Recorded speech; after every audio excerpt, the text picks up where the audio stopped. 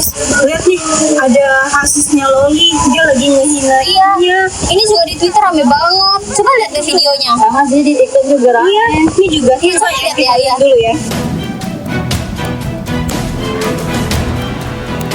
Bagian-bagian kamu lebih besar dibanding adik-adik kamu. Loli, kamu gimana kabarnya Loli? Kenapa nanya-nanya kabarnya Loli? Daripada badan punya plastik semua. Itu salah kalian juga. Karena kalian mensupport itu anak, selalu mensupport. Kamu kan habisin uang apa?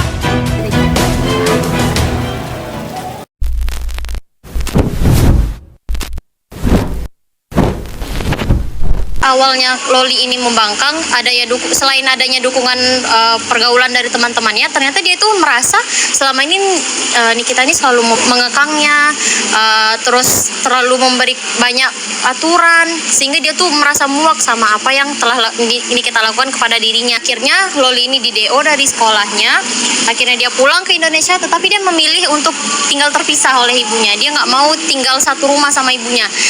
Nah, dari sinilah dimulainya pertikaian saling sindir menyindir antara Loli dan ibunya. Mulai dari Nikita yang diundang ke acara-acara TV untuk diminta kejelasan bagaimana sih tentang masalah dia dan anaknya ini.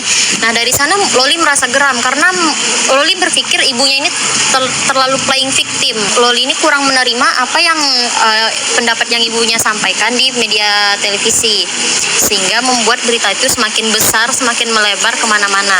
Nah, dari sosmed lah terjadi sindir menyindir. Loli ini lumayan aktif ya teman-teman di sosmed seperti di Instagram ataupun di TikToknya. Nah, semenjak Nikita diundang ke acara TV, di sana dia tuh selalu ditanyain gimana sih masalah dia sama anaknya. Terus masalah harta gono gini yang katanya kemarin sempat beredar bahwa Nikita itu akan menghapus nama Loli dari kartu keluarga. Di sisi lain, Loli mengklarifikasi tentang masalahnya dan ibunya melalui siaran langsung yang dia lakukan di media sosialnya.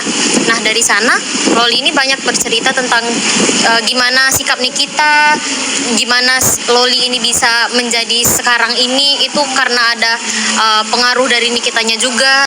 Nah, jadi dari kasus yang beredar di media sosial, ini membangun opini publik dan argumentasi publik mengenai gimana sih pertikaian antara Nikita Mirzani dan juga Laura ini bisa terjadi di media sosial. Banyak loh netizen yang ngejudge Nikita Mirzani maupun ngejudge Loli juga. Ada yang bilang kalau apaan sih Laura durhaka, sampai netizen juga ngebuat loh fanbase untuk Nikita Mirzani ataupun fanbase untuk Laura. Nah, dari sini aja kita bisa melihat kalau betapa besarnya pengaruh media sosial terhadap tingkah laku manusia. Jadi hal yang buruk jika terus-terusan beredar di media sosial. Nikita Mirzani dan juga Laura gak bisa ngebedain mana sih lingkup pribadi dan juga lingkup publik. Jadi itu memasukkan permasalahan-permasalahan yang sekiranya itu tuh termasuk privasi, namun dia memasukkan hal tersebut ke dalam lingkup publik. Pertikaian yang terjadi antara Laura dan juga Nikita Mirzani terjadi di ruang publik, yaitu di berbagai platform media sosial seperti TikTok, Instagram, Twitter, bahkan Facebook. Nah, banyak banget postingan-postingan di platform media sosial yang menyinggung Nikita Mirzani maupun Laura Mirzani. Di sini kami meng-highlight banget bahwa Laura Mirzani ini sempat terkena gangguan mental, insecurity, tidak percaya diri. Bahkan dia sempat mengubah tampilan dirinya sendiri loh karena hujatan dari netizen. Ada yang sempat bilang kalau apaan sih Laura nggak kayak mamanya, udah nggak glowing lagi kayak dulu, jenong, dan lain-lain. Nah, ujaran kebencian dan hate speech dari netizen supaya mengubah dirinya dengan menggunakan hijab. Kita nggak tahu pasti sih apakah dia menggunakan hijab emang benar-benar untuk memenuhi kewajibannya sebagai umat Islam atau ada alasan lain di balik semua itu. Di atas kasus ini, pengaruh media sosial benar-benar mempengaruhi opini publik dan juga membangun persepsi publik mengenai seseorang. Dari paparan kasus tersebut, di sini saya menyimpulkan bahwa sebenarnya kasus ini tuh tidak baik untuk dibawa ke ranah media digital. Seperti yang kita tahu, dampak media sosial ini di kehidupan kita sehari-hari itu sangat besar ya.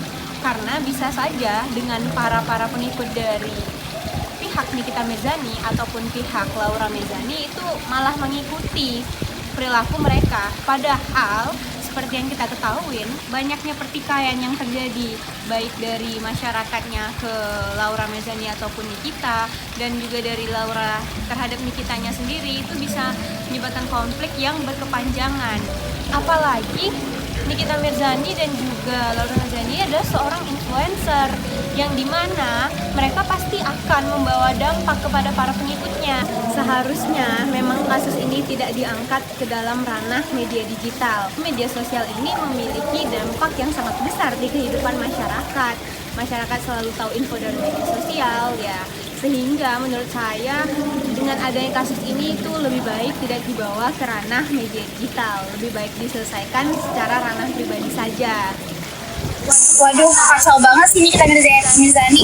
Lihat nih, dia nggak dikasih air loh sama mamanya sendiri di kamar dia. Ini kayak dikurung gitu. Kasian banget ya Loli. Wajar aja sih dia sampai kayak gitu ke mamanya. Aku sih pro Loli. Itu hak ibunya, itu kan anaknya, jadi ya terserah ibunya mau gimana. Seharusnya netizen ini nggak perlu terlalu ikut campur. Ya itu juga Paul dan dampak dari Loli itu yang nggak pernah diberi kasih sayang sama orang tuanya. Dari kecil kan dia juga udah ditinggalin cerai sama papa mamanya. Iya benar. Dan dia itu juga nggak pernah dapat kasih sayang yang full dari mamanya ataupun dari papanya. Ya iya dampaknya sekarang yang salah siapa?